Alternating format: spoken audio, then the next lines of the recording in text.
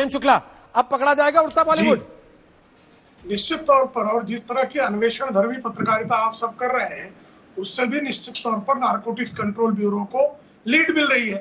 और narcotics control bureau ने जिस तरह से बॉलीवुड के ड्रग्स माफिया का रैकेट ओपन किया है, जिस तरह से लोग पकड़े गए हैं, निश्चित तौर पर इसका परिणाम ये होगा कि ड्रग्स लेने वाली जो कौम बॉलीवुड में डेवलप हुई है, वो ड्रग्स लेने से खुद को डरेगी, रुकेगी, और उसका थमना आवश्यक है।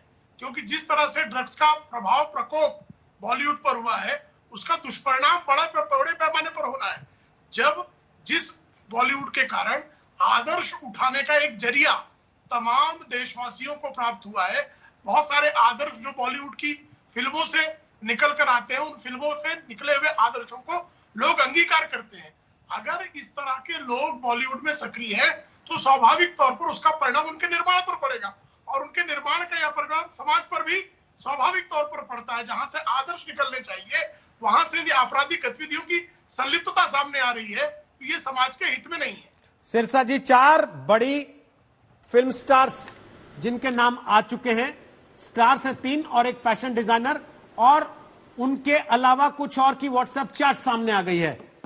इसी उड़ते बॉलीवुड पर आप लगातार तीर चला रहे थे पिछले कुछ दिन से कि इनको पकड़ो, इनको बुलाओ पूछताछ के लिए, इनको बैठाओ, पूछो इनसे, तब चीजें पता लगेंगी।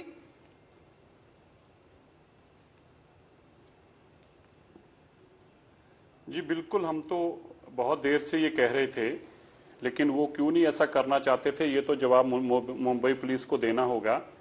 देखिए रोहित जी, जब हमने ये सवाल उठाया 2019 में, तो मुंबई पुलिस ने इसके ऊपर कोई कार्रवाई करनी ठीक नहीं समझी।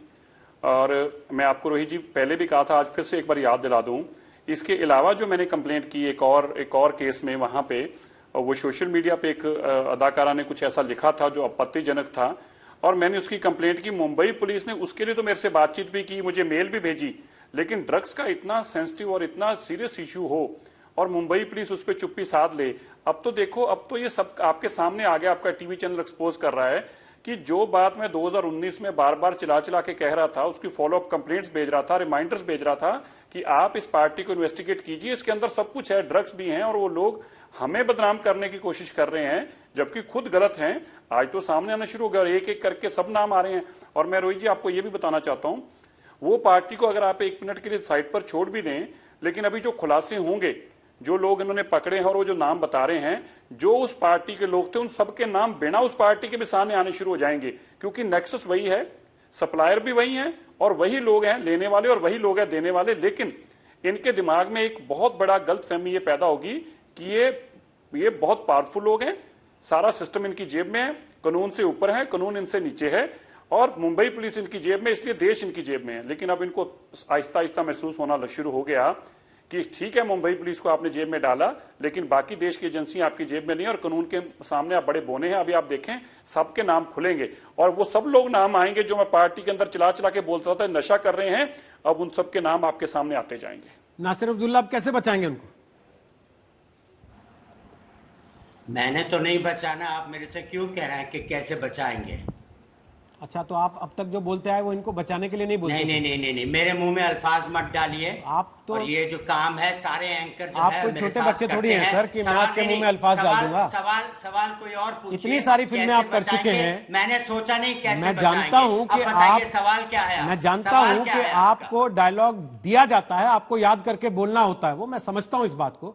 मैं आपको डायलॉग नहीं दे रहा हूं, मैंने बड़ा सीधा सवाल पूछा, क्या आप इनको बचाएंगे? अगर बचाएंगे तो कैसे बचाएंगे? क्योंकि आपने पहले भी मेरे से कहा यहाँ बैठ के, फिर से कहूंगा, आपने पहले भी यहाँ बैठ के कहा कि बॉलीवुड में क्यों जांच कर रहे हो, बाकी जगह क्यों नहीं कर लेते? आपको जवाब, तो वो बचाने के लिए नहीं कहते थे आप? जवाब देता हूँ, आप ही बोले जा रहे हैं, भाषण दे रहे हैं, या आप मेरे से सवाल? अच्छा, जब मैंने सवाल पूछा तो आपने कहा नहीं मेरे पास जवाब नहीं है, उसके बाद मैं सवाल समझा रहा हूँ तो आपको भाषण लग रहा है। ओ मेरे मालिक, अभी भी, मेरे राधे श्याम, सर अभी भी कुछ खा के बैठ गए क्या? बताता हूँ, बोलिए, बताता हूँ, बताता हूँ, बोलिए।